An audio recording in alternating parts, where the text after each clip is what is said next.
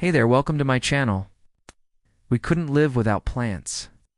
Not only do they provide us with food and oxygen, but they also have an incredible superpower. All over the world, plants, algae, and some bacteria are running their own power plants, turning sunlight, water, and carbon dioxide into food and releasing oxygen as a byproduct. It's called photosynthesis, and it's happening right now in the tiny cell factories. Inside these organisms called chloroplasts, there are two parts to this process. First, the light reactions, where pigments like chlorophyll capture sunlight and use its energy to make high-energy molecules called ATP and NADPH. These molecules then power the second part, the dark reactions. It's also known as the Calvin cycle. Here, carbon dioxide from the air is transformed into food using the energy stored in those molecules. Every year, photosynthesis produces over 150 billion tons of oxygen. That's enough to keep every animal on Earth breathing and to build up the ozone layer that shields us from harmful space radiation.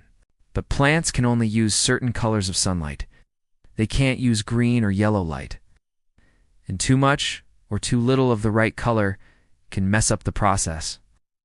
Plants have evolved all sorts of tricks to optimize photosynthesis, like using quantum mechanics to shuttle energy loss-free through complex protein networks.